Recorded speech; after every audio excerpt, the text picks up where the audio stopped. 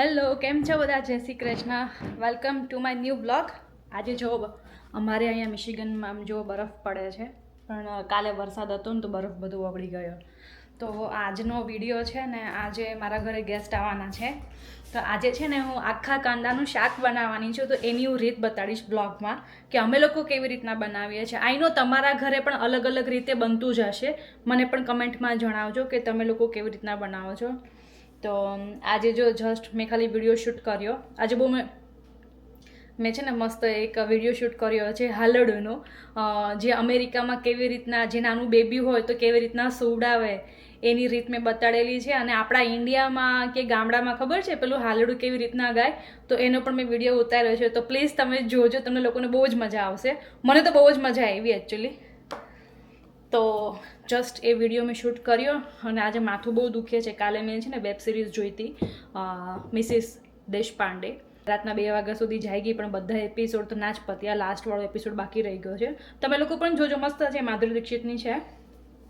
And જો coffee and મારા energy બોલ પણ આ મેં છે ને કાલે બનાવ્યા છે. સાચે બહુ મસ્ત છે. આ ઓટ્સના બનાવ્યા છે. ઓટ્સ છે આની અંદર, પમ્પકિન સીડ છે, પછી રેઝન છે, બસ બધા ડ્રાય ફ્રૂટ્સ છે. આની રીત જોઈએ તો મને કહેજો, બહુ મસ્ત છે એકચ્યુઅલી. જે લોકો અમેરિકામાં રહેતા હોય ને લંચમાં કંઈ ખાવાનું ના લઈ જવું હોય ને, તો તમે આવી રીતના આ એક આખો ખાઈ લેશો ને તમારું પેટ ભરાઈ જશે. અને મહેમાન તો 6 વાગે આવી પણ જશે, મને એવું કીધું.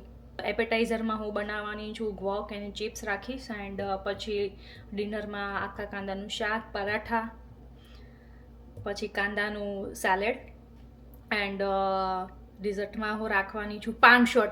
By the way paan shot છે ને તમને લોકોને ભાવશે, એ હું તમને રીત બતાડીશ. આઈ નો તમે લોકો પણ બનાવતા જ હશો, પણ હું મારી રીતના હું જે બનાવું છું ને એ હું તમને દેખાડીશ પાન શોટ કેવી રીતના બને.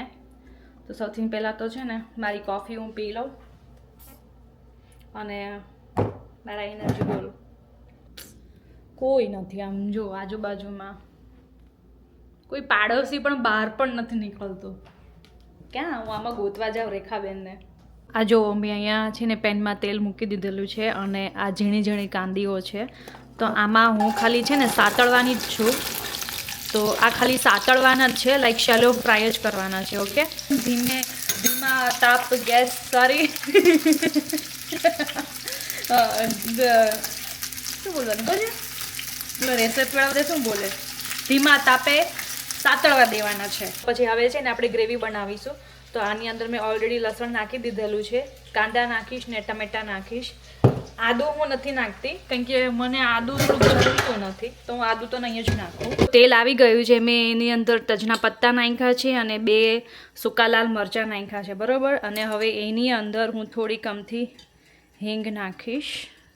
થોડી કમથી જ તે નાખવાની, એમ તો નાખવી હોય તો માપમાં. એન્ડ પછી આ છે ને મેં આની અંદર ગાર્લિક અને કાંદાની પેસ્ટ છે, તો આપણે આ નાખીશું. હવે આની અંદર છે ને હું કંઈ જ નહીં નાખું, ખાલી મીઠું જ નાખીશ. હવે આને છે ને હું શાંતિથી સાતળવા દઈશ. ત્યાં સુધીમાં છે ને હું ટમેટાની ગ્રેવી બનાવી નાખીશ. તો હવે હું આની અંદર નાખીશ ટમેટાની ગ્રેવી. જો આની અંદર છે ને ટમેટાની ગ્રેવી તો હવે નાખી જ દીધી છે. અને થોડીક વાર રહીને છે ને પછી બધા મસાલા નાખીશ. થોડીક વાર હું એને ઢાંકીને રહેવા દઈશ, બરાબર. અને આ જો મારા કાંદા બધા સતળાઈ ગયા છે, 95% તો ચડી જ ગયા છે બધા. ઓકે, તો હવે છે ને આને હું ગેસ બંધ કરી દઈશ અને આને છે ને પછી લાસ્ટમાં ઉપરથી નાખીશું, બરાબર. તો આ મારા કાંદા સતળાઈ ગયા છે, બરાબર. અને આને હવે થવા દઈશું 5 મિનિટ રહીને પછી બધા મસાલા નાખીશું. ઓકે, મારી ગ્રેવી તો ઉકળે જ છે, બરાબર. અને કાંદા તો સતળાઈ ગયા છે. તો હવે એપેટાઇઝરમાં હું બનાવવાની છું ગ્વોક અને ચિપ્સ. તો ચલો આપણે ગ્વોક બનાવીએ. એની માટે જોઈશે આવોકાડો લઈ આવું. અને મને ખબર જ હતી કે આજે મારે ગેસ્ટ આવવાના છે, તો મેં એવી રીતના જ આવોકાડો લીધેલા છે. થોડા કમથા પેલા પોચા પોચા હોય ને એવી રીતના. બિકોઝ આઈ નો કે બહુ કઠણ હોય ને તો ગ્વોક બનાવવા બહુ ડિફરન્ટ, આઈ મીન બહુ ડિફિકલ્ટ થાય. કે 5 મિનિટ થઈ ગઈ છે. તો હવે આની અંદર હું નાખીશ હળદર, જીરું, 2 જ વસ્તુ નાખીશ. અને અત્યારે હું છે ને લાલ મરચું નથી નાખતી, હું છેલ્લે લાસ્ટમાં નાખીશ. કારણ કે હું એવું પ્રિફર કરું છું કે લાલ મરચું લાસ્ટમાં નાખું ને તો વધારે સારું થાય છે.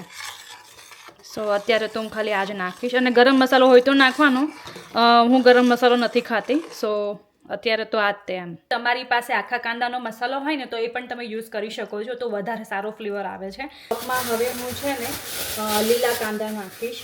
તમે લોકો સૂકા કાંદા પણ નાખી શકો છો, જો ના હોય ને તો સૂકા કાંદા પણ ચાલે એકચ્યુઅલી. અને ધાણા તો હોવા જ જોઈએ, ધાણા હોય તો બહુ મસ્ત ટેસ્ટ આવશે. અને લીલા તીખા મરચાં પણ નાખવાના, એ પણ સારું લાગે છે.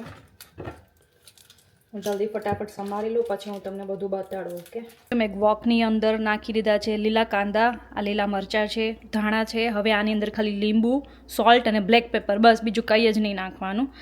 જો મારી વોક રેડી થઈ ગઈ છે એન્ડ હવે અમે છે ને આની જોડે ચિપ્સ ખાઈશું, બહુ મજા આવશે. મેં છે ને થોડુંક તીખું ઓછું હતું તો મેં આની અંદર છે ને બ્લેક પેપર નાખ્યું. મને એ વધુ પ્રિફર કરું actually, black paper is good. તો મારી વોક રેડી છે. જોરદાર, કાંઈ ન ઘટે. આ ગ્રેવી થઈ ગઈ છે. આની અંદર મેં ખાલી સોલ્ટ, હળદર અને ધાણા જીરું જ નાખ્યું હતું, બરાબર. હવે આની અંદર હું શું કરીશ કે આ કાંદા છે ને, તો મેં તમને કીધું ને કે થોડાક આમ કાચા પાકા હતા, રાઈટ? એટલે થોડાક મતલબ કાચા પાકા રહીને એવા જ તમારે ખાલી સાતળવાના છે, બરાબર. તો હવે આની અંદર આપણે નાખીશું કાંદા. હું આની અંદર નાખીશ 1 ચમચી વરિયાળીનો ભૂકો. પછી આની અંદર થોડુંક અમથું પાછું ધાણા જીરું નાખીશ, બરાબર. અને હવે હું એને હલાવીશ. બહુ નહીં હલાવતા, નકર પેલું જે આપણે કાંદા નાખેલા છે ને પછી પહેલાં બધા ચેપાઈ જશે અને લાઈક ખાવાની મજા નહીં આવે. હજી 5 મિનિટની વાર છે મસાલો નાખવાને, ત્યાં સુધીમાં છે ને આપણે 5 શોટ બનાવી લઈએ. ઓકે, 5 શોટમાં તમે નાગરવેલના પાન લીધા છે. એકદમ ઇઝી છે એકચ્યુઅલી. આ તમારી ઘરે કોઈ ગેસ્ટ આવે કે કોઈ પણ પ્રસંગ હોય ને તો આવા નાગરવેલના કેટલા 5 પાન આવે $2ના. 1 2 3 4 5 જ આપે, વધુ તો આપે જ નહીં આ લોકો. આપણે એની અંદર પેસ્ટ નાખવાની છે ગુલકંદની. ઓકે, તમે ઘરે પણ બનાવી શકો છો, પણ મારી પાસે, હું યુએસએમાં રહું છું તો મારી પાસે છે ને ફ્રેશ ફ્લાવર નથી, તો હું આ છે ને રેડીમેડ લઈ આવી હતી પટેલમાંથી. તો આની અંદર નાખીશું ગુલકંદ. થોડુંક અમથું જ નાખજો, કારણ કે આની અંદર છે ને શુગર હશે. અને હજુ આની અંદર હું વેનીલા આઈસ્ક્રીમ પણ નાખીશ. આપણે એની અંદર નાખીશું આઈસ્ક્રીમ, જે આ મારું ફેવરિટ છે. તમારી પાસે જે હોય ને એ જ નાખવાનું, કોઈ વધારે તમે એડ ના કરતા. દૂધ હોય તો દૂધ પણ ચાલશે, આ તો ઓપ્શનલ છે. હું આઈસ્ક્રીમ નાખું છું, હાફ એન્ડ હાફ. મતલબમાં હેવી ક્રીમ નાખવું હોય તો હેવી ક્રીમ પણ તમે નાખી શકો છો, બધું તમારા પર ડિપેન્ડ છે. બાકી બનાવવું હોય તો 3 વસ્તુમાં પણ બની જાય, લાઈક નાગરવેલના પાન નખાય, પછી ગુલકંદ નખાય, દૂધ નખાય, થોડુંક અમથું પાણી નાખવા દેવાનું. અને એની ઉપર જ્યારે તમે સર્વ કરો ને તો એની ઉપર થોડુંક અમથું છે ને વરિયાળી નાખવાની 5-6, અને પછી સૂકા જો ગુલાબના પાન હોય ને તો એ પણ નાખવાના ડેકોરેટ માટે. આની અંદર હું થોડુંક અમથું પાણી નાખીશ. આ થોડુંક અમથું મેં એની ગ્રેવી કરી નાખી છે. અને હવે આની અંદર છે ને શું કહેવાય, આઈસ્ક્રીમ નાખીશ. વેનીલા આઈસ્ક્રીમ તમે કોઈ પણ ફ્લેવર નાખી શકો છો. જો કોઈ પણ ફ્લેવર નાખવું હોય ને તો સ્ટ્રોબેરી નાખજો, પછી પિસ્તાચીઓ છે એ નાખજો, એ પણ સારું લાગશે. પણ મેં ટ્રાય નથી કરી, પણ હું અંદાજ લગાડું છું કે સ્ટ્રોબેરીવાળો 5 શોટ સારો લાગશે. ટ્રાય કરજો. આની અંદર હું નાખીશ મિલ્ક. જેટલું બને ને એટલું એકદમ પાતળું એને કરવાનું છે. ઓકે, બહુ મતલબમાં પાન આવવાના જોઈએ મોઢામાં. તો અત્યારે મેં થોડુંક જ નાખેલું છે. પહેલાં આખી આની પેસ્ટ બનાવી નાખું ને પછી એક જગમાં નાખીશ ને તો પછી સારું, મતલબમાં પછી તમે એની અંદર દૂધ એડ કરી શકો. અત્યારે તો મેં આવી રીતના જ બનાવું છું. વરિયાળીનો ભૂક્કો. ઓકે, તો આની અંદર 1 ચમચી વરિયાળીનો ભૂક્કો.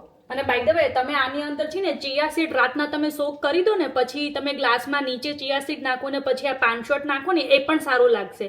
તમારી પાસે તકમરિયા હોય ને એ પણ સરસ લાગશે. અને બીજું એ કે તમે જે ફાલુદામાં જે ખબર ઝીણી સેવ આવે છે પતલી પતલી બાફીને બધા નાખતા હોય છે, એ પણ તમે નાખી શકો છો. ઘણા બધા ઓપ્શન છે એકચ્યુઅલી. 5 શોટ રેડી છે હવે, બરાબર. મસ્ત મેં પીસી નાખ્યું છે. તો પહેલાં તો છે ને આમાં નાખી દો અને પછી છે ને જેટલું જોઈએ ને એટલું દૂધ તમે નાખી શકો છો. ઓકે, અને હવે હું ચાખી લઉં કે મેં કેટલું દૂધ નાખવું અને કેટલું ગળપણ નાખવાનું છે. તો જો ગળપણ નાખવું હોય ને તો આઈસ્ક્રીમ નાખી દેવાનું, તો એ સારું રહેશે. ખાંડ ના નાખતા, એવું હોય તો ગુલકંદ નાખી દેવાનું. ઓકે, બરોબર છે. મને એવું લાગે છે કે થોડુંક ice cream and milk, that's it, nothing is enough. This is good actually. Okay, તમારું 5 શોટ હવે રેડી છે ફાઇનલી.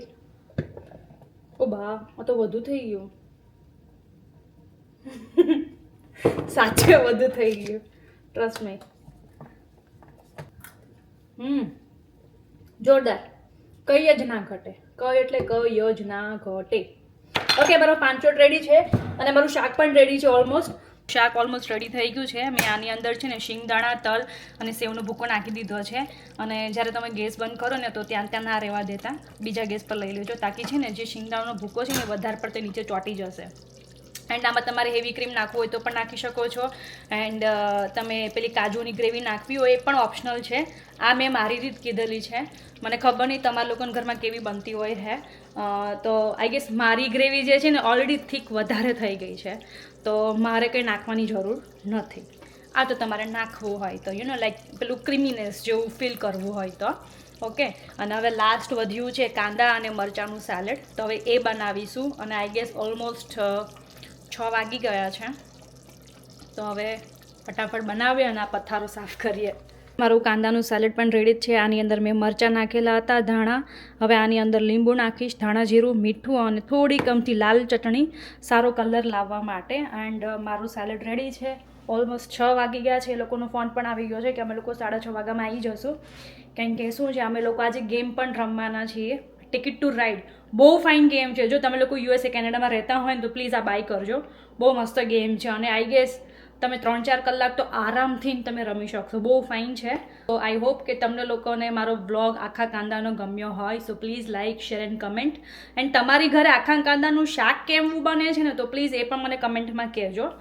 એન્ડ હું જલ્દી ફટાફટ મારો પથારો સાફ કરું. એ લોકો રસ્તામાં જ છે, આવતા જશે. ઓકે, તો આપણે મળીએ હવે બીજા બ્લોગમાં. બાય.